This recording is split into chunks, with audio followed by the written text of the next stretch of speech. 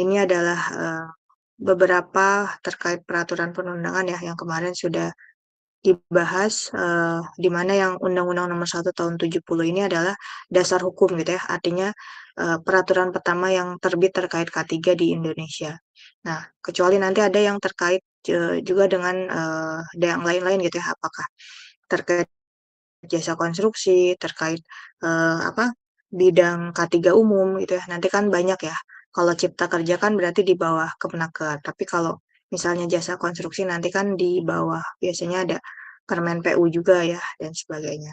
Nah, karena kan nanti biasanya beda-beda ya regulasi tiap periodenya karena kan ada perbedaan kementerian, ada perbedaan peraturan juga nanti ke depannya. Cuma kalau yang terbaru sih kita biasanya pakai yang ini ya, eh, yang Permen PUPR nomor 10 tahun 2021 terkait pedoman SMKK. Kemarin juga sudah saya jelaskan sedikit ya kalau K3 itu mungkin di istilahnya sekarang itu lebih banyak di K2 gitu ya, keselamatan konstruksi. Jadi bukan hanya keselamatan kesehatan kerja tapi juga terkait keselamatan konstruksi. Ya, jadi lebih apa lebih menyeluruh gitu ya untuk keselamatan, bukan hanya terkait pekerjaan aja tapi terkait konstruksinya juga. Oke, kemarin ini sudah ada ya, kalau untuk standar peraturan juga mungkin ada dikasih ya materinya, termasuk juga nanti untuk yang pelatihan gitu ya. Kalau di K3 kan ada beberapa pelatihan juga yang diadakan khususnya apa? Apakah K3 umum ataukah K3 khusus gitu ya. Banyak juga asosiasi-asosiasi terkait K3 konstruksi seperti AK2 ya kalau nggak salah atau ATKI gitu ya, itu juga terkait apa Asosiasi Tenaga Kerja Konstruksi Seluruh Indonesia. Ya, ini kalau yang kemarin yang 5 elemen SMKK ya. Jadi nanti yang akan kita bahas sekarang ini kan lanjut ya. Kalau kemarin udah dijelaskan terkait definisi apa itu bahaya konstruksi, apa itu apa kondisi unsafe condition, unsafe action gitu ya, kecelakaan konstruksi dan sebagainya. Oke, karena ini sudah dijelaskan ya, karena kita bicaranya K3, keselamatan konstruksi. Jadi kan apa itu kecelakaan, kemarin udah dibahas juga di materi sebelumnya. Oke, mungkin lanjut di materi keempat ya, pertemuan keempat. Oke, sebenarnya ini kan yang saya gunakan ini adalah materi pelatihan K3 ya untuk biasanya level petugas keselamatan. Jadi kalau istilahnya di apa di level sertifikasi itu ini di level 4 gitu ya untuk petugas keselamatan konstruksi. Kalau nanti di level ahli itu biasanya lebih banyak ya apa terkait dengan lingkupnya. Cuma di sini juga sama ya sudah mulai ada kegiatan menyusun ini ya nanti terkait eh, risiko keselamatan. Nah, termasuk juga nanti dokumen dan sebagainya. Jadi kalau sebelumnya kita sudah unit kompetensi yang dipelajari terkait menerapkan peraturan perundangan, maka yang saat ini kita bahas terkait dengan komunikasi dan koordinasi. Oke. Sama ya halnya seperti pada proyek umumnya, tentu banyak hal-hal yang terkait ya, misalnya stakeholder terkait. Nah, itu kan perlu kita lakukan adanya komunikasi koordinasi.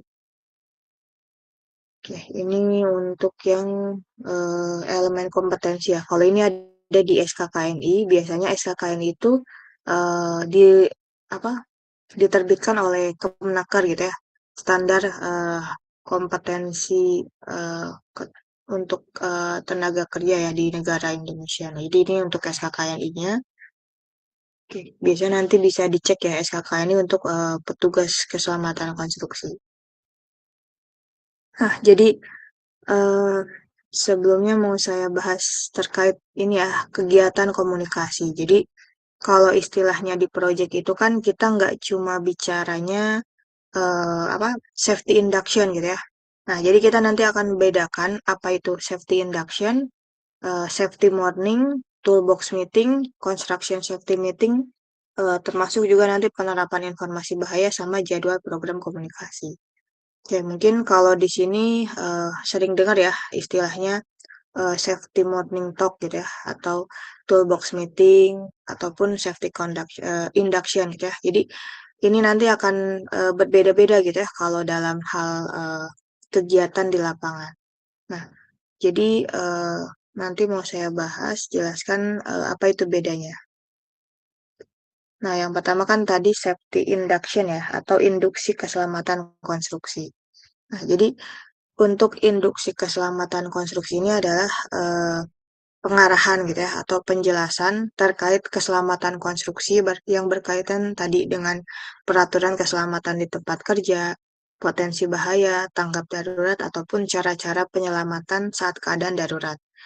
Jadi biasanya kalau kita misalnya sebagai mahasiswa magang atau misalnya tamu yang berkunjung ke proyek gitu ya, biasanya kan dari apa divisi K3-nya akan melakukan namanya safety induction, termasuk untuk pekerja yang baru bergabung karena kan eh, ada ya misalnya beberapa vendor yang tidak dilibatkan dari awal, misalnya vendor untuk bagian finishing atau mungkin bagian lainnya. Nah, itu kan mereka dimulai masuk itu di pertengahan project ya, jadi nggak dari awal. Biasanya nanti dianggapnya apa pekerja baru bergabung, jadi biasanya nanti dikasih safety induction.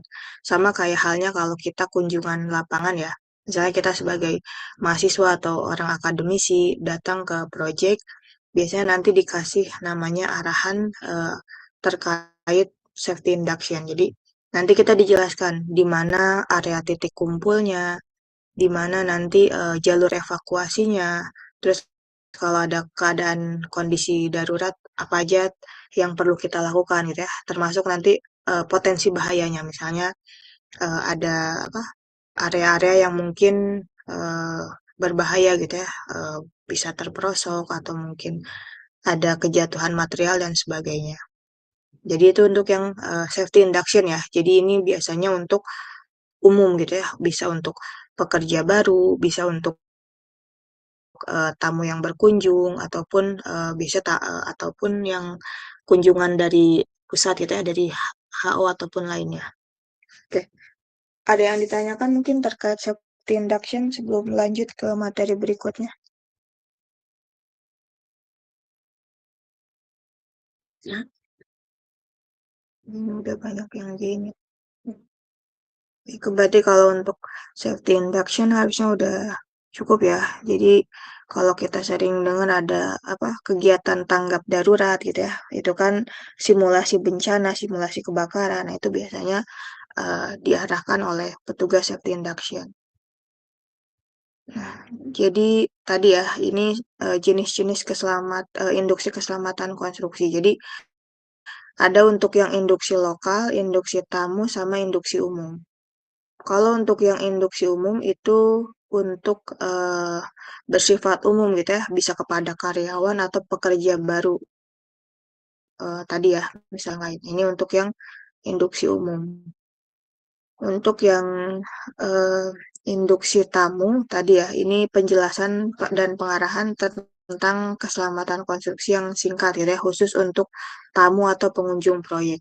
Nah, bisa jadi kayak kita gitu ya, mau kunjungan atau mau magang dan sebagainya juga ini termasuk di induksi tamu.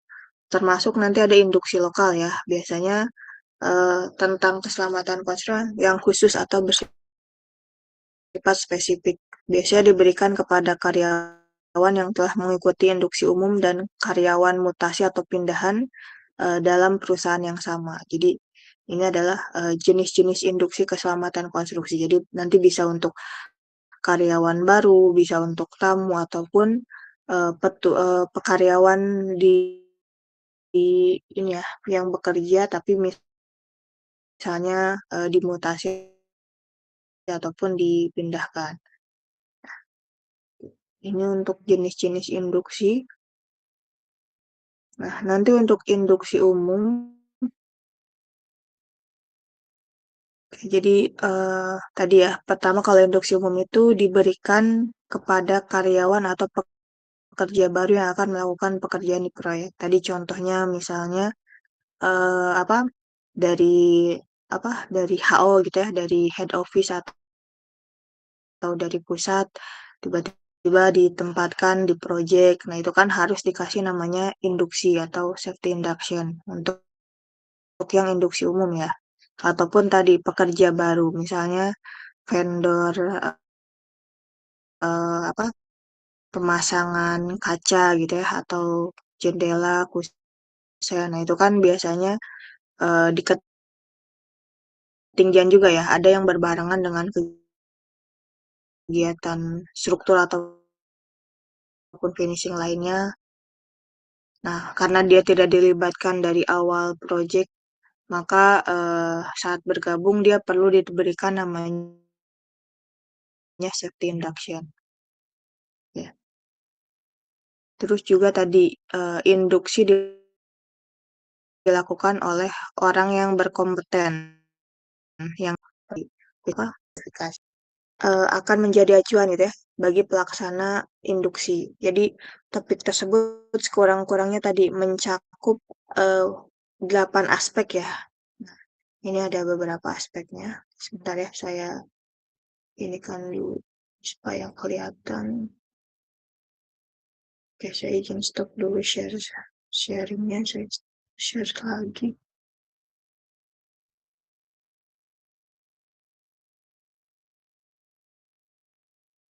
Oke, lanjut ya. Nah, tadi untuk yang topik materi safety induction itu apa aja gitu ya. Pertama kan kita menjelaskan terlebih dahulu gitu ya, hak dan kewajiban karyawan dan pengusaha dalam hal keselamatan konstruksi berdasarkan peraturan yang berlaku. Jadi kita jelaskan gitu ya, hak mereka apa saja. Nah, di samping hak juga pasti ada kewajiban yang harus diikuti gitu ya dalam suatu proyek konstruksi. Terus kebijakan dan SMKK perusahaan. Jadi setiap perusahaan kan pasti punya kebijakan masing-masing ya, seperti dalam pencapaian zero accident atau apa tidak ada kecelakaan itu apa saja kategorinya. Nah, itu termasuk kebijakan SMKK perusahaan. Termasuk nanti yang ketiga ini terkait peraturan umum terkait keselamatan perusahaan dan juga tadi prestasi SMKK atau pengalaman kegagalan sistem. Jadi biasanya nanti ada namanya kayak riwayat gitu ya, istilahnya rekam jejaknya gitu ya, untuk prestasi ataupun kegagalan dalam sistem keselamatan konstruksi. Jadi setiap perusahaan itu kan nanti ada namanya eh, aset eh, apa organisasional proses aset ya. Jadi atau aset organisasi perusahaan juga ini bisa jadi apakah itu prestasi ataupun kegagalan dalam K3. Termasuk nanti ada poin kelima ada gambaran umum kegiatan proyek dan struktur organisasi proyek. Makanya nanti kalau dalam proyek K3 gitu ya, salah satu yang cukup penting itu kan ada struktur organisasi. Jadi di mana nanti mulai dari eh, apa pemimpin perusahaan gitu ya, dari direktur, project manager, ataupun nanti dari bidang K3 konstruksinya nanti akan ada struktur organisasi. Termasuk nanti ada prosedur penanganan gawat darurat, nomor telepon, komunikasi saluran radio. Jadi kalau di proyek itu kita harus ada biasanya ruang P3K ya, atau misalnya ruang untuk apa sementara kalau ada tindakan kejadian kecelakaan kerja. Termasuk nanti kan proyek itu kan nggak cuma areanya kecil ya. Biasanya nanti kalau memang nggak ada HT atau apa untuk alat komunikasi lainnya bisa juga ditaruh nomor telepon gitu ya untuk kontak darurat misalnya untuk menghubungi pusat tadi apa ruang kesehatan ataupun untuk ruang P3K sementara untuk nanti ditindaklanjut gitu ya kalau ada yang mengalami kecelakaan kerja. Oke, untuk selanjutnya ada terkait prosedur evakuasi dan tadi tempat berkumpul ya. Biasanya ada assembly point bila ada kebakaran atau keadaan darurat. Jadi nanti disampaikan begitu ya kalau kita misalnya ada bunyi alarm, jalur evakuasinya kemana, ikuti arahnya seperti apa gitu ya. Karena kan biasanya kalau di gedung-gedung bertingkat juga tiap lantai itu ada petugasnya gitu ya. Kalau di kantor-kantor operasional. Jadi siapa yang mengarahkan khususnya nanti ada yang diprioritas gitu ya, seperti, yang orang lansia atau ibu hamil juga biasanya diprioritas ya untuk tadi, jalur-jalur darurat kalau memang ada keadaan darurat. Nah, termasuk nanti dana lokasi proyek ya dan ruang pertolongan pertama atau ruang P3K, itu biasanya kita, harus cek ya tiap kali kita apa, ke tempat dimanapun biasa kan kita lihat, denah jalur evakuasi gitu ya, ataupun denah lokasi proyek. Termasuk kalau di gedung-gedung tertentu kan ada ya, misalnya posisi kita saat ini di mana, nanti kalau ada kondisi tindakan gawat darurat, kita, menuju ke mana gitu ya. Karena kan kalau lift itu nggak boleh digunakan, misalnya kalau dalam kondisi urgent seperti gempa bumi atau kebakaran. Oke, ini untuk yang induksi umum ya. Oke, jadi saya agak cepat karena memang lumayan aja ya untuk, pertanyaannya. Oke, selanjutnya ini untuk yang, induksi tamu. Kalau tadi kan untuk induksi umum. Jadi kalau induksi tamu itu nanti, dilakukan saat tamu akan masuk ke daerah kerja. Nah, tadi kan kita biasanya, kalau ada kegiatan survei atau kunjungan gitu ya, biasanya dari, kampus atau misalnya dari mahasiswa magang dan sebagainya itu kan kita akan berkunjung ya, ke tempat, project. Maka biasanya dilakukan adanya induksi, saat tamu tadi akan masuk ke daerah kerja gitu ya, karena kan di project itu ada biasanya tulisannya tidak yang tidak menggunakan K3 lengkap tidak boleh masuk project. Termasuk, misalnya yang tidak berkepentingan ataupun lainnya itu kan tidak boleh sembarangan masuk ke area proyek. Kalaupun tadi ya, pekerjanya biasanya ada beberapa yang perusahaan mewajibkan saat masuk, area kerja itu harus dalam kondisi lengkap, alat APD ya, menggunakan helm, sepatu safety, pakai rompi, ataupun alat, APD lainnya. Nah, itu untuk contohnya. Terus induksi untuk tamu, diberikan oleh petugas keselamatan konstruksi atau petugas lain yang ditunjuk. Jadi, ini bisa dengan petugas keselamatan konstruksi ataupun petugas lainnya. Dan untuk topik materinya ini lebih sedikit gitu ya dibanding sama yang tadi induksi umum ya. Kalau induksi umum kan banyak ya beberapa hal yang perlu disampaikan. Kalau ini topik materinya cukup dengan gambaran umum proyek, misalnya kan kita jelaskan, ini proyeknya proyek apa, misalnya kalau proyek gedung, berapa lantai, areanya berapa luas gitu ya, ada area apa saja. Nah, itu juga dijelaskan termasuk kebijakan perusahaan ataupun proyek tentang keselamatan konstruksi. Jadi, eee, tadi ya, misal kalau kebijakannya harus ada menggunakan APD lengkap atau menggunakan name tag gitu kan biasanya diinfokan gitu ya dari perusahaan. Nah, termasuk nanti kewajiban tamu selama berada di lingkungan proyek. Berarti kan ada beberapa larangan ya biasanya kalau di proyek itu, misalnya mungkin, standar pakaian ataupun, alat, eee, apa, eee, pakaian yang melekat gitu ya di badan ataupun APD-nya apa saja. Kadang ada beberapa yang misalnya wajib pakai sepatunya juga, yang safety gitu ya. Terus ataupun, kewajiban-kewajiban lainnya misalnya menaati, peraturan ya, nggak boleh, misalnya merokok dan ataupun lainnya di lingkungan proyek.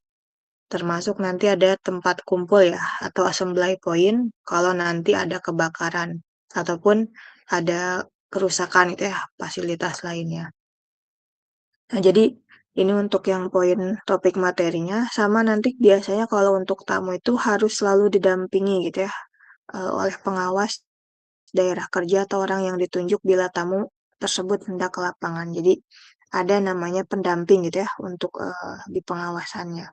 Nah, terus juga tadi biasanya wajib ada namanya name tag ya, atau biasa tamu tanda pengenal, kayak ada name tag tulisan visitor. Makanya kadang beberapa proyek kalau kita kunjungan, bisa ditukar dengan KTP gitu ya, KTP kita ditaruh, dikasih name tag untuk yang visitornya. Ini untuk yang tadi ya induksi tamu, oke. Cuma ini kalau yang videonya saya lupa nggak bisa di-play ya, mungkin nanti yang di materi lain. Nah, kalau itu untuk yang safety induction ya, tadi udah dijelaskan ya. Jadi jenis-jenis safety induction, kalau sekarang ini terkait sama safety morning talk ya. Nah, ini biasanya bukan lagi untuk induction ya, bukan lagi untuk induksi, tapi memang kewajiban ya. Biasanya kan setiap project itu ada jadwalnya dilakukan safety morning talk. Nah, jadi tadi tujuannya itu penjelasan informasi keselamatan konstruksi secara periodik keseluruhan tingkatan pekerja. Jadi ini menjelaskan seluruh informasi K3 gitu ya.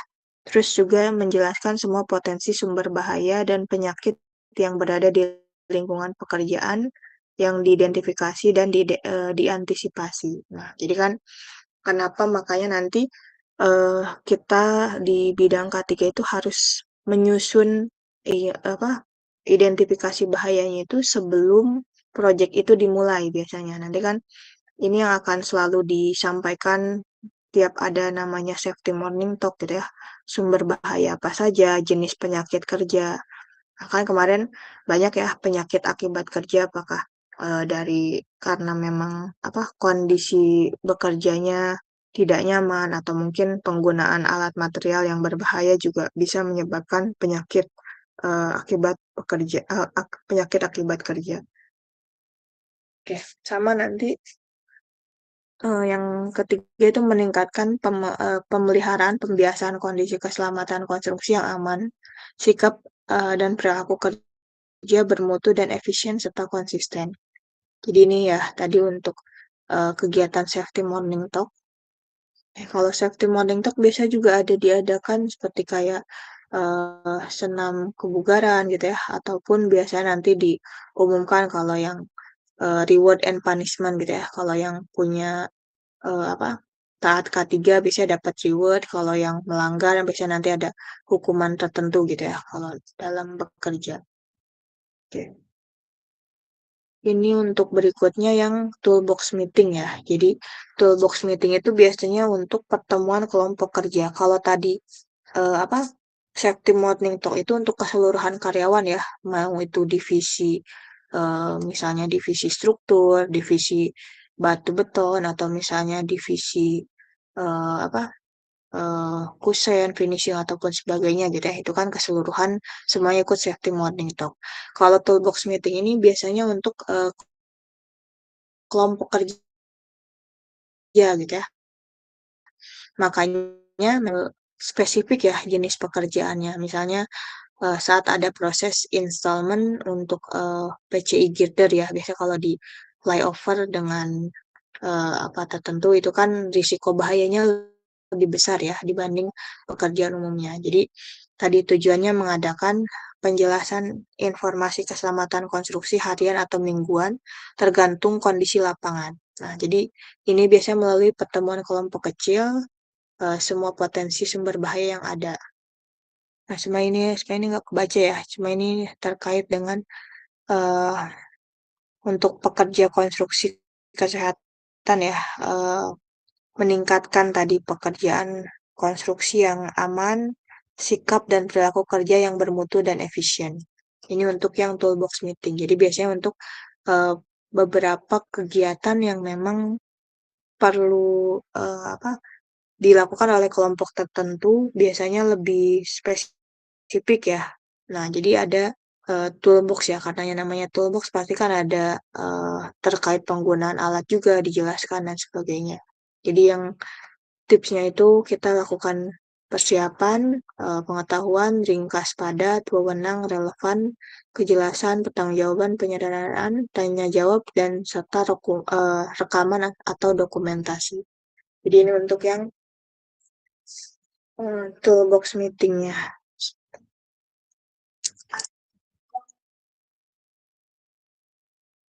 Oke, kita lanjut dulu. Oke, tadi ya untuk safety induction, tadi kita perlu namanya memuat prosedur dan atau petunjuk kerja induksi keselamatan konstruksi ya.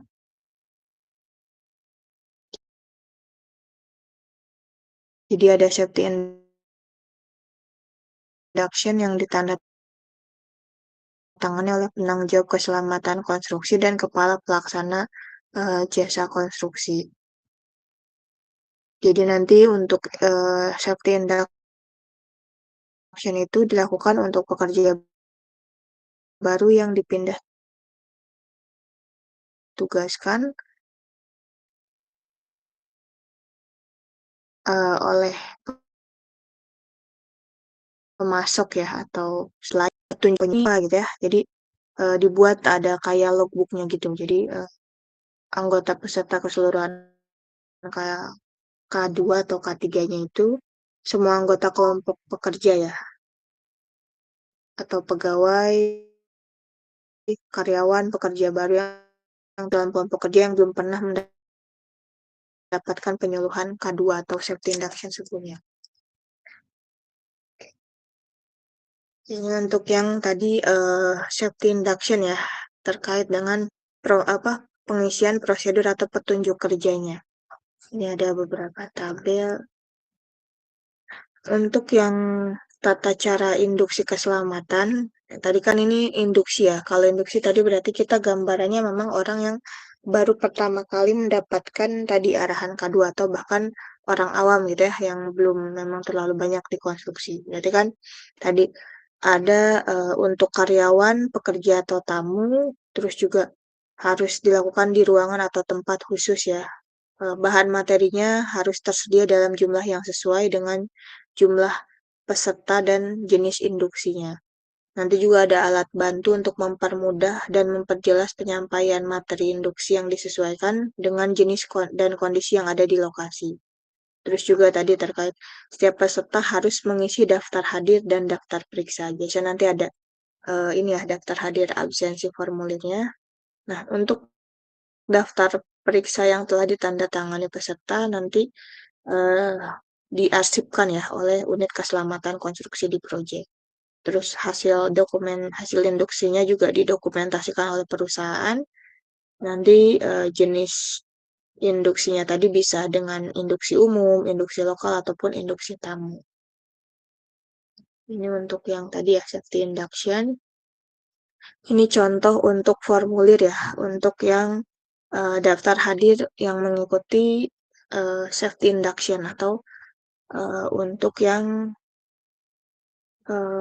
hadir ya untuk induksi. Jadi nanti ditulis di sini tanggal berapa, lokasi di mana, pembicaranya siapa, tanya jawabnya apa saja gitu kan.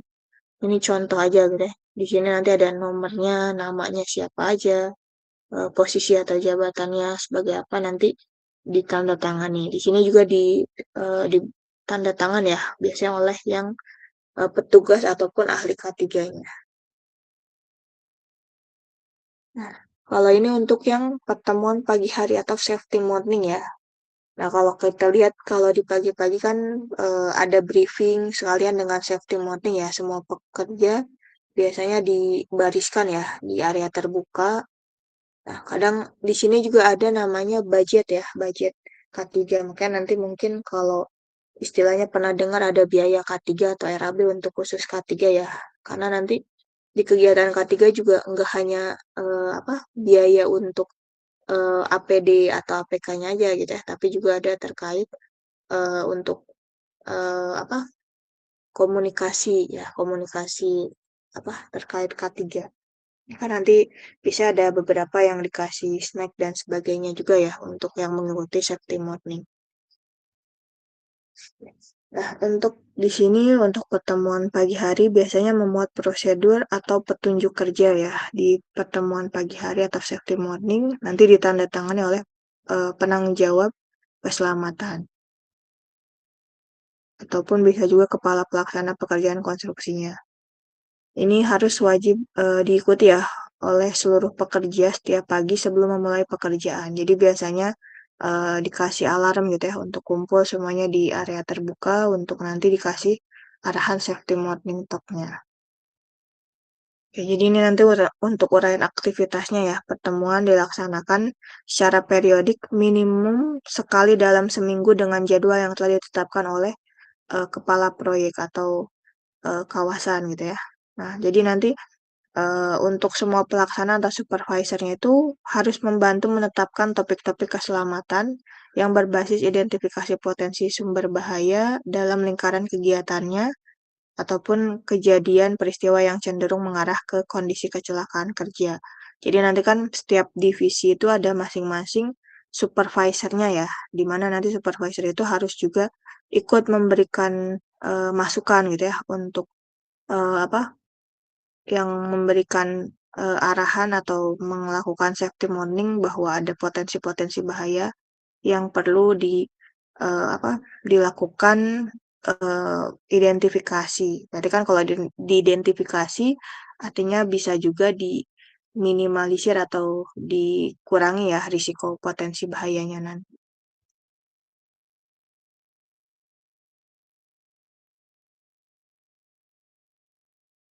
Oke, jadi nanti ini untuk sama ya, petanggung jawabnya bisa dari ahli K3 atau dari petugas keselamatan konstruksi juga bisa. Nah, untuk nanti anggota semua pertemuan pagi adalah sebuah anggota kelompok pekerja atau pegawai ya, yang terlibat atau bisa pegawai lama atau karyawan ataupun pekerja baru yang terlibat dalam proses produksi secara langsung di lapangan.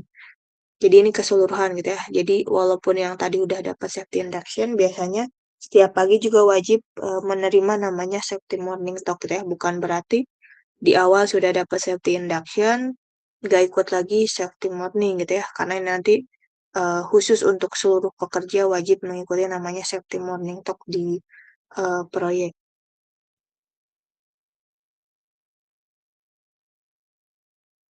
Oke. Ya, terakhir, selanjutnya untuk yang pertemuan kelompok kerja atau toolbox meeting. Jadi nanti kan memuat prosedur dan atau petunjuk kerja ya, pertemuan kelompok kerja. Nah, nanti ini ditandatangani oleh penanggung jawab keselamatan konstruksi dan kepala unit keselamatan konstruksi. Jadi nanti ada terkait dengan untuk tujuannya mengadakan penjelasan informasi RKK harian atau mingguan ya, tergantung kondisi lapangan. Jadi melalui pertemuan kelompok kecil biasanya semua potensi sumber bahaya yang ada di bawah pekerjaan tersebut akan diidentifikasi. Nah, tujuannya juga tadi untuk meningkatkan pemeliharaan kondisi RKK ya yang aman, sikap dan perilaku kerja bermutu dan efisien. Jadi ini tujuan tadi ada safety toolbox meeting ya. Toolbox meeting biasanya lebih spesifik untuk unit-unit kelompok kerja tertentu.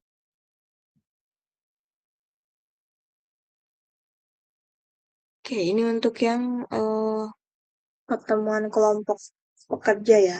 Tadi ini untuk uraian aktivitasnya juga sama ya. Jadi ini bisa dilaksanakan kapan saja gitu atas waktu-waktu. Jadi nggak harus misalnya di pagi hari, nggak harus misalnya ada jadwalnya. Jadi kalau memang diperlukan, toolbox meeting itu bisa saja dilakukan gitu ya. Nah, ini biasa cukup pendek ya, nggak sampai kayak safety morning yang bisa sampai 30 atau bahkan 1 jam. Tapi kalau di sini cukup 10 sampai 15 menit atau lebih. Dan biasanya bisa dilakukan di mana saja, di tempat kerja gitu ya, nggak harus misalnya di lapangan terbuka ataupun di luar area proyek gitu ya, tapi bisa juga di seluruh lokasi proyek. Nanti untuk yang pertemuan kelompok pekerja harus dilaksanakan pada pekerjaan dengan risiko keselamatan sedang atau besar yang lebih utama ya biasanya. Jadi tadi kan kita sudah ada IBPRP atau JSA-nya. Nanti baru dari situ kita identifikasi. Kalau untuk yang risiko pekerjaannya masih tinggi, nah itu perlu dilakukan biasanya toolbox meeting ya, supaya nanti kan bisa lebih disesuaikan cara meminimalisir tadi potensi-potensi bahayanya. Nah, ini kalau yang di sini penanggung jawabnya beda lagi ya. Kalau tadi kan oleh ahli SMK 3 ataupun biasanya dari petugasnya. Kalau di sini biasanya dengan eh, bisa juga dengan petugas K3 ataupun mandor yang sudah dilatih. Jadi tadi ya, karena biasanya kan pekerja itu ya ada mandornya gitu ya, tiap-tiap pekerja. Jadi biasanya mereka diarahkan langsung oleh mandornya yang memang sudah terlatih. Untuk ini biasanya anggota pertemuannya adalah kelompok pekerja yang terlibat dalam proses pekerjaan secara langsung di lapangan. Jadi tadi ya yang utamanya biasanya pekerja-pekerja utamanya. Ini masih lingkup toolbox meeting juga. Jadi nanti eh, tadi ya semua permasalahan keselamatan konstruksi mencakup proses kerja, metode kerja, dan progres keselamatan konstruksinya. Itu ataupun hasil dari pertemuan pagi tadi didiskusikan atau dibicarakan di pertemuan kelompok kerja. Oke, nanti untuk tadi ya semua supervisor harus membantu menetapkan tadi topik-topik ini hampir sama ya dengan yang safety morning talk. Nah, ini juga sama di tanggung jawabnya masih dari petugas ataupun dari mandor yang sudah terlatih. Nah, ini untuk yang topik pertemuannya, kalau toolbox meeting memang lebih detail ya dibanding yang safety morning atau safety induction karena memang dia biasanya untuk kondisi berbahaya di setiap pekerjaan. Karena kan kadang ada beberapa pekerjaan yang bahayanya nggak terlalu besar ya, tapi kalau biasanya untuk toolbox meeting untuk tadi kategori risiko yang menengah atau cukup tinggi itu biasanya perlu dilakukan toolbox meeting sebelum memulai pekerjaan. Jadi bisa aja paginya udah safety morning talk, tapi biasanya nanti kelompok lebih kecil ya di apa di pelaksanaannya itu dilakukan lagi toolbox meeting.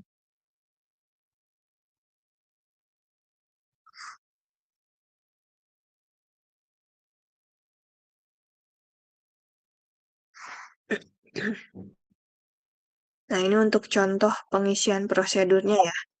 Jadi hampir sama nanti dibuat tadi 10 sampai 15 menit. Biasanya kan tadi sekali atau lebih ya untuk pertemuannya. Cuma ini video-videonya saya nggak ada nanti sambil dicek aja ya kalau memang bisa cari di YouTube terkait dengan video-video apa itu bedanya safety induction, toolbox meeting, dan safety morning talk.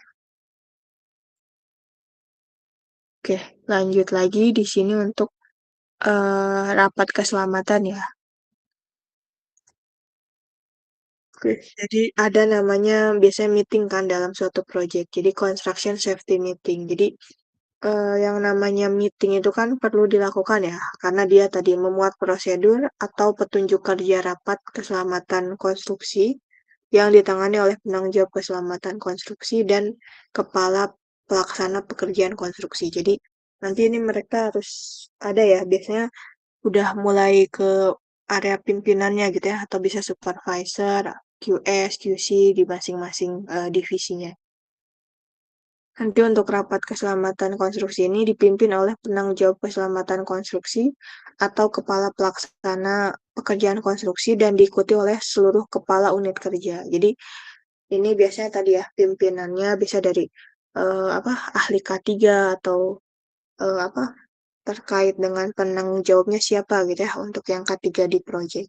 Nah, nanti ini unit unit kepala unit kerjanya itu kan banyak ya. Misalnya masing-masing kepala tukang atau misalnya masing-masing supervisor karena kan tiap pekerja itu punya supervisornya masing-masing ya. Biasanya kan unit kerja tadi ya pekerjaan batu beton, unit kerja pekerjaan pondasi, unit kerja pekerjaan vendor kusen biasanya atau mungkin vendor lainnya itu kan perlu ya ada diikuti untuk construction safety meeting. Nanti mereka yang menyampaikan kembali kepada para pekerja gitu ya atau ke bawahannya atau ke anggotanya gitu ya. Oke. Ini untuk yang tadi yang rapat keselamatan konstruksi. Nah, Kalau ini tadi ya, penerapan informasi bahaya. Mungkin kalau di project sering ya lihat ada rambu-rambu. Jadi nanti kan banyak ya, kayak di jalan juga warna-warna rambu-rambu itu beda-beda gitu ya. Nah, di sini kan eh, prosedur atau petunjuk kerja penerapan informasi bahaya-bahaya itu memuat prosedur dan atau petunjuk kerja penerapan informasi bahaya-bahaya sesuai tingkat risiko atas pekerjaan yang dilaksanakan yang ditandatangani oleh penanggung jawab keselamatan konstruksi dan kepala pelaksana pekerjaan konstruksi. Ini contoh-contoh ini ya apa terkait rambu-rambu yang ada di proyek atau papan informasi bahaya. Ini kan contohnya. Nah, ini untuk informasi bahaya diminta untuk menggunakan alat pelindung diri atau APD. Terus kalau ini kan biasanya dibedakan ya, yang warna biru itu lebih kepada anjuran atau perintah gitu ya. Tapi kalau yang kuning biasanya ada warning gitu ya. Apakah itu? Contohnya awas benda jatuh, hati-hati terperosok, sampai nanti hati-hati tersandung. Nah, ini adalah untuk yang bedanya nanti di warnanya gitu ya. Oke, ini juga contoh kegiatan apa bahaya gitu ya. Ini kan bekerja tanpa APD, terus di sini juga apa areanya kan belum dikasih pagar, ada lubang gitu ya. Nah, ini kan harus dipastikan supaya nanti nggak terjatuh atau terperosok. Nah, termasuk di sini ya, benda-benda seperti ini kan harus clear area ya, di bawahnya nggak boleh ada aktivitas dulu biasanya, karena nanti takutnya ada kejatuhan benda ataupun kegagalan lifting atau pengangkatan. Nah, ini untuk jadwal program komunikasi ya. Jadi nanti tiap jenis komunikasinya itu dibuat jadwalnya. Karena kan tadi ada namanya safety induction, safety morning, toolbox meeting, construction safety morning, HSS statistik board sampai ke papan pengumuman keselamatan konstruksi. Jadi nanti ada dibuat jadwal programnya gitu ya. Nanti di waktu pelaksanaannya kapan, penanggung jawabnya oleh siapa, apakah dengan petugasnya ataukah dengan ahli K3-nya gitu kan. Nah, ini tadi yang untuk rambu-rambu bahaya ya selama di project. Jadi sama kayak halnya kita di jalan ya, banyak ya rambu-rambu terkait bahaya eh, kegiatan ya yang kita lakukan. Di sini contoh ada bahan apa bahaya bahan oksidator, terus hati-hati terjepit roda gigi, terus ada eh, barang jatuh dari atas, bahaya kebisingan, terpleset, terbentur. Nah, itu kan namanya bahaya ya. Makanya semua rambu-rambunya itu pakai warna kuning gitu ya. Karena kan warning istilahnya. Jadi lebih banyak hati-hati ataupun ada risiko-risiko bahaya yang mungkin terjadi.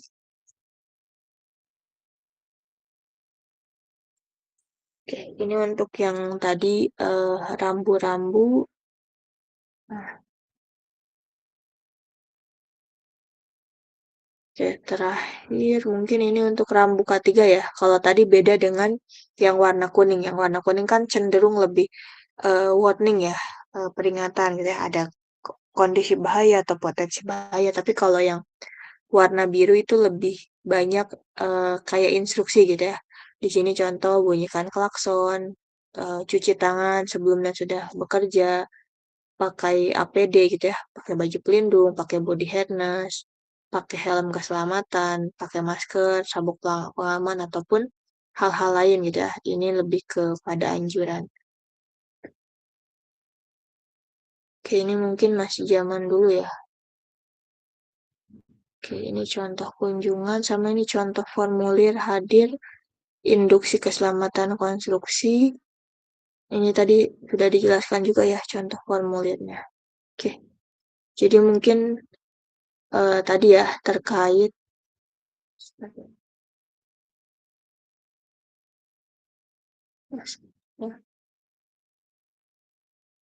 Oke, jadi itu terkait tadi apa materinya ya untuk jenis-jenis apa komunikasi dan koordinasi ya di lapangan. Jadi komunikasi itu udah pasti ada kegiatan tadi ya safety morning talk, safety induction, safety, construction meeting ataupun toolbox meeting dan sebagainya.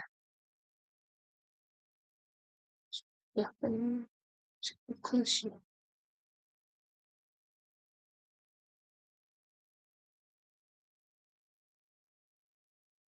oke, jadi itu untuk materinya ya.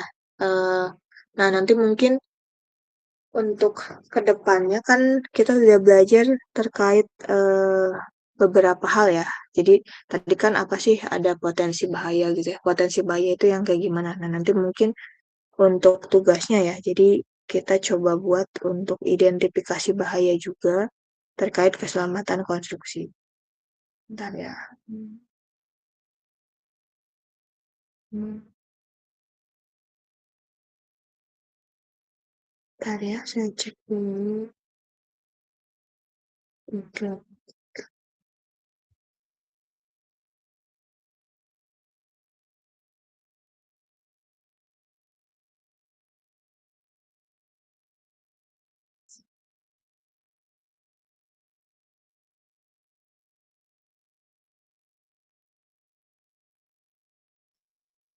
Oke, mungkin saya jelaskan sedikit ya. Ini nanti kan kita udah bahas terkait apa tadi ya menerapkan potensi bahaya. Ini saya contohkan ada namanya GSA ya, Job Safety and Environmental Analysis. Jadi ini kan lebih ke K3L ya. Kalau ada environmental berarti istilahnya ada lingkungan juga K3L gitu ya. Kalau job safety analysis berarti kan lebih ke K3-nya aja.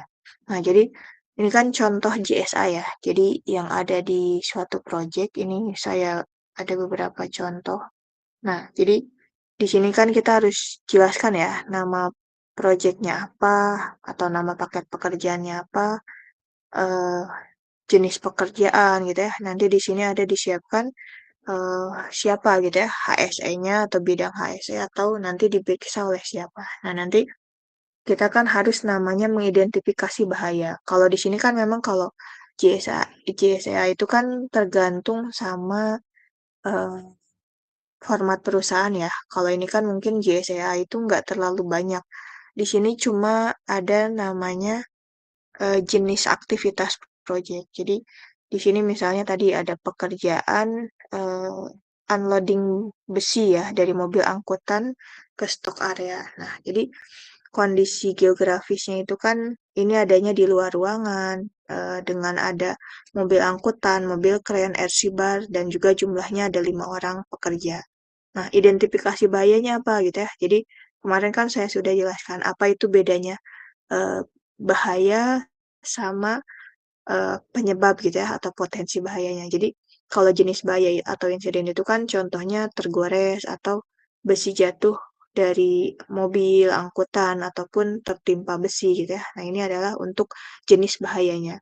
Nah, potensi penyebabnya apa gitu ya. Nah, misalnya tadi ada karena dia bersentuhan langsung dengan besi, maka ada risiko tergores. Terus kalau ini besi jatuh itu apa sih potensi penyebabnya gitu ya? Nah, ini penyebabnya kan tadi selingnya putus, ikatan besi terlepas, pali hooknya pecah gitu ya, overloadnya segel pengunci lepas ataupun sebagainya. Nah, baru nanti kita buat nanti ada namanya tingkat risiko.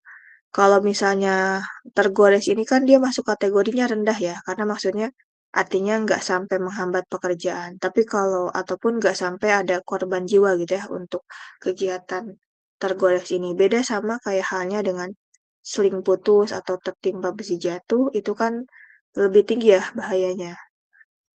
Nanti ada namanya pengendalian risiko. Jadi kalau kita sebagai orang petugas K3 atau ahli K3 apa sih pengendaliannya? Apakah misalnya dengan APD ini cukup gitu ya? Kalau misalnya supaya nggak tergores, berarti kan mereka harus pakai APD gitu ya, pakai sarung tangan. Nah, terus kalau ini APD-nya apa? Misalnya tadi supaya nggak tertimpa besi, bisanya harus pakai sepatu, pakai helm. Nah, itu APD juga. Nah, kalau di sini kan secara APD aja udah bisa meminimalisir gitu ya, kalau untuk yang hanya tergores. Tapi beda dengan yang dia tertimpa besi ya, itu kan harus ada apa tindakan lanjutan. Biasanya nanti ada dicek dulu slingnya apakah oke gitu ya, ataukah sudah rusak.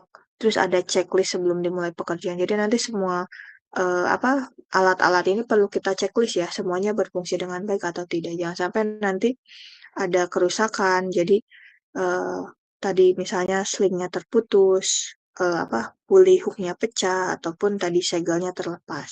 Nah itu kan berarti ada tindak lanjut gitu ya. Beda sama tadi dengan yang tergores. Nanti ini yang membedakan untuk risiko pekerjaannya. Sebentar ya, saya cek lagi. Yes.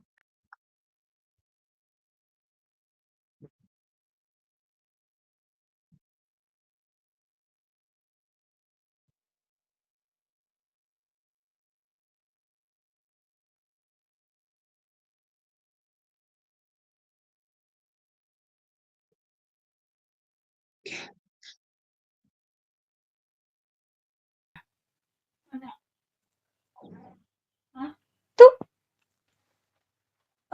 iya, enak di rumah. Kenapa?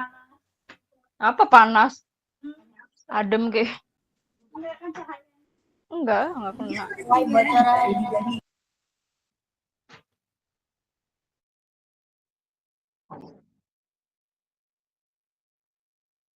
Oke. Baik, ada yang ditanyakan dulu mungkin sebelumnya. Kalau untuk nanti ya, mungkin eh saya mau minta nanti coba bisa satu semester ini bisa nggak ya kita menyusun JSA ya, atau tadi identifikasi bahaya, penilaian risiko dan peluang ya. Kalau ini kan memang contoh dari salah satu perusahaan gitu ya. Jadi saya nggak minta contoh formatnya seperti ini, tapi mungkin yang lebih lengkap ya. Tapi proyeknya juga nggak harus yang besar, minimal setiap proyek itu kita bisa lakukan identifikasi risiko bahayanya. Sebentar ya, ini tugas.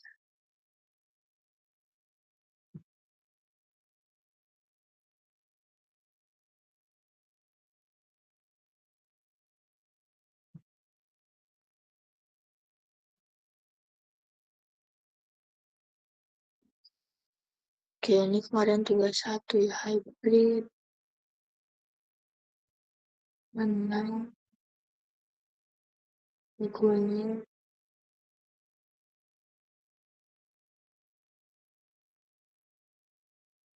Oke, jadi nanti ini aja ya, menyusun IBPRP ya.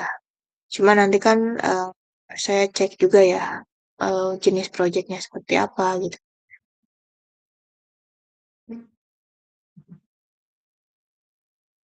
Oke, kalau untuk lebih lengkapnya itu kan formatnya bisa dengan yang ini ya, contohnya.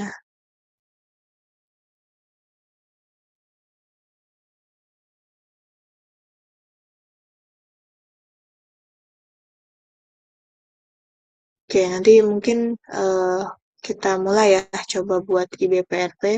Formatnya mungkin dibuat seperti ini aja ya nanti ke depannya. Jadi cari satu jenis project ya. Yang penting nanti uraian pekerjaannya lengkap. Kita nanti lakukan identifikasi gitu ya. Eh, Mungkin yang pertama juga saya bertahap aja ya. Jadi nggak harus langsung semuanya full diisi. Minimal kita identifikasi dulu bahayanya. Jadi misalnya kita kerjakan yang deskripsi risikonya terlebih dahulu. Jadi untuk uraian pekerjaan yang pertama, eh, misalnya tadi pekerjaan pemancangan ya. Untuk identifikasi bahayanya apa saja, misalnya tadi terkena alat pancang gitu ya. Nah, identifikasi bahaya terus atau mungkin bisa juga tadi tergores gitu ya karena besi pancangnya tajam, permukaannya atau kasar, atau bisa juga tertimpa tumpukan tiang panjang, mesinnya juga bisanya rusak, ataupun hammernya terguling dan sebagainya. Jadi nanti mungkin itu ya untuk yang tugas awal ya. Jadi cari dulu aja jenis proyeknya mau apa. Nanti kita buat yang kolom pertama terlebih dahulu ya untuk yang identifikasi bahaya. Baru nanti bertahap gitu ya. Jenis bahaya, persyaratan, bahkan kita perlu juga melakukan penilaian gitu ya. Di sini kan contoh penilaian kemarin kemungkinan sama keparahan sudah dijelaskan ya. Kalau kemungkinan itu kan seberapa sering gitu ya terjadi. Kayak istilahnya peluangnya itu berapa banyak gitu ya. Dari 1 sampai 10 atau 1 sampai 5 itu seberapa sering terjadi. Apakah eh, tidak tidak apa jarang atau sangat jarang atau eh, sedang atau kadang-kadang bisa juga gitu ya atau sering bahkan sangat mungkin terjadi itu juga itu untuk yang penilaian. Nah, nanti mungkin dijelaskan ya ke depannya sambil berjalan juga perkuliahan karena memang materi K3 juga cukup banyak ya. Nanti walaupun tadi dasarnya kita sudah bisa paham dulu ya konsep dasar K3-nya. Oke. Baik, mungkin eh, itu ya materinya ada yang ditanyakan mungkin sebelumnya.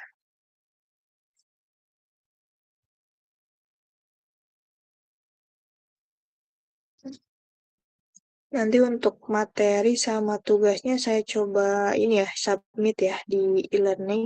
Ini sambil dikerjakan saja. Terus untuk nanti kan ketentuannya juga saya tulis ya di proyek-proyek lainnya. Jadi nanti dikerjakan dulu per bagian-bagian ya untuk tugasnya. Sama nanti untuk yang jadwal ya, jadwal pekerja apa, jadwal perkuliahan. Oke, nanti kalau memang hari Rabu bisa, yang lain setuju, saya mau rencana mau pindahkan aja gitu ya untuk yang apa K3 supaya nanti kan kalau jam 1 Selasa itu saya ada kegiatan ya dari jam 1 biasanya sampai sore. Jadi kadang nggak optimal gitu ya dalam kegiatan perkuliahannya. Ada yang mungkin ditanyakan terus sama saya sambil cek forum ya, takutnya udah di reply atau belum ya kalau untuk perkuliahan.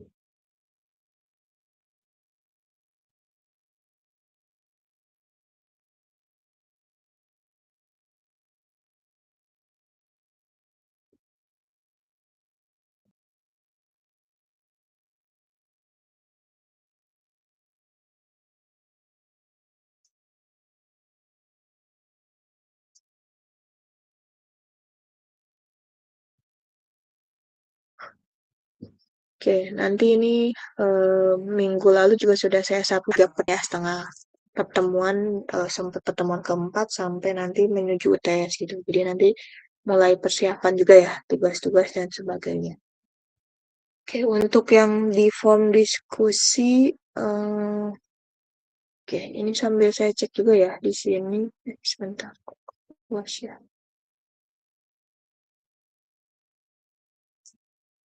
Oke, sambil saya catat ya eh, yang hadir di perkuliahan juga sebentar.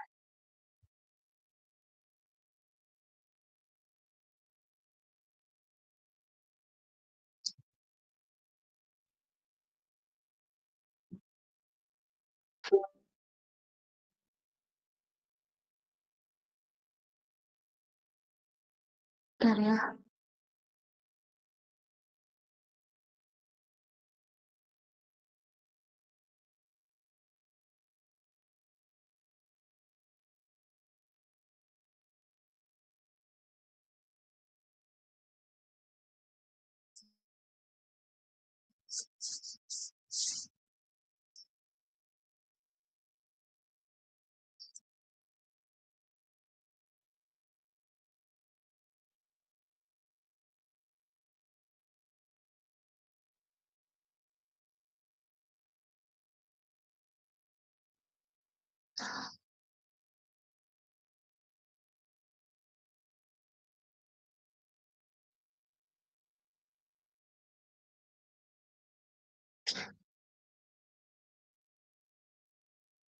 Hmm,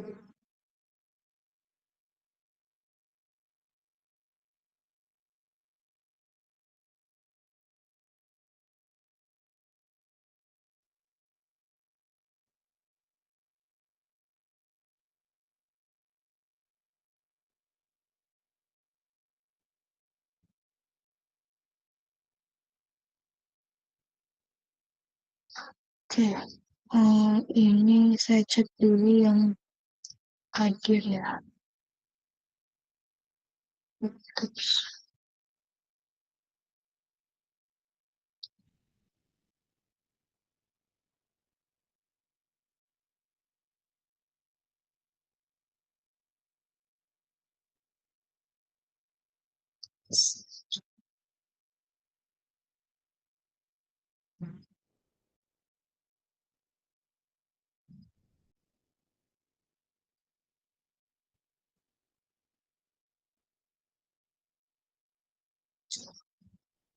Bagian ada Raditya ada ya? Ada itu.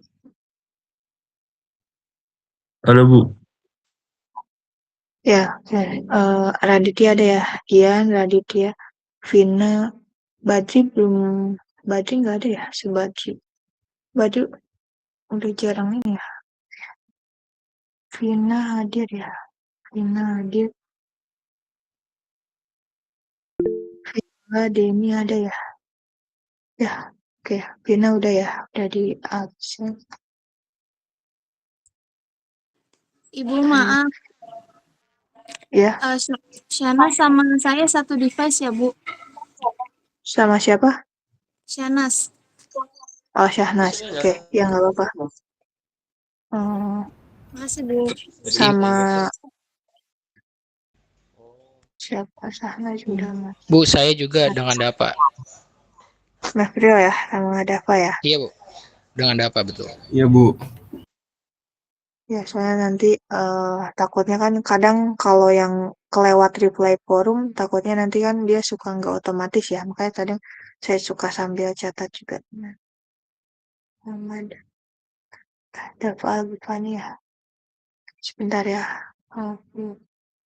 Salsabila ada.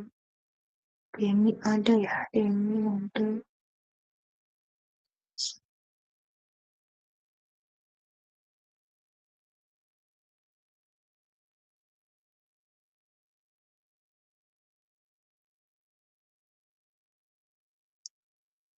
naik ke Alsar. Alsar hadir Bu. Alsar ada ya. Alsar. Naika juga hadir. Muhammad Said. Ini Muhammad Rasif ya. Saiful belum ada ya.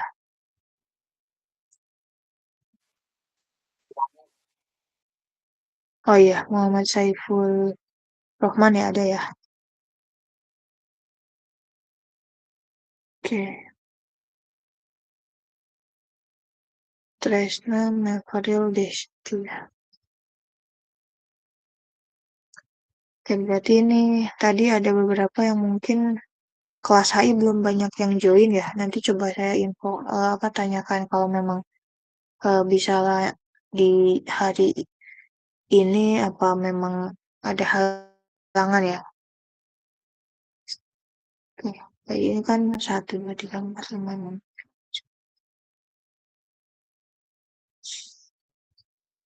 Jaki ada ya, Jaki juga ada tadi sih. Mutia Raisa juga ada.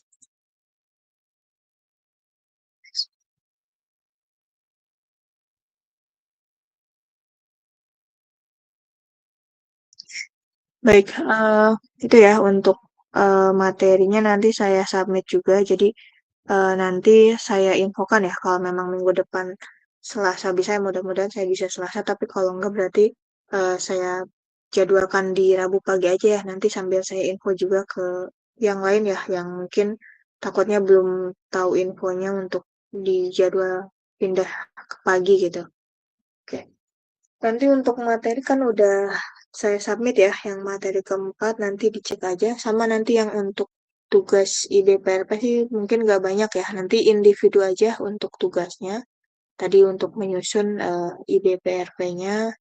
Sama ya, angkatan sebelumnya juga kan pernah apa yang di semester sebelumnya juga saya ngajar bikin IDPRP, eh, bisa ya, maksudnya bisa selesai aja semua proyeknya.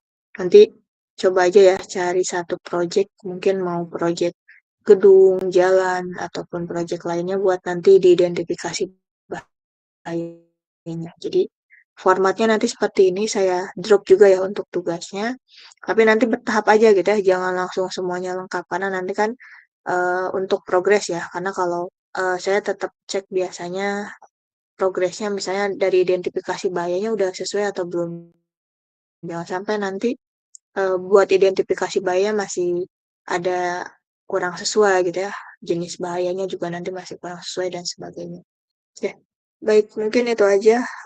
Kalau tidak ada pertanyaan lagi, saya cukupkan ya untuk perkuliahan hari ini. Udah semuanya tadi di absen ya. Baik, kalau tidak ada pertanyaan, saya tutup ya untuk kelasnya. Dan selamat siang. Assalamualaikum warahmatullahi wabarakatuh. Waalaikumsalam. Terima kasih, Bu.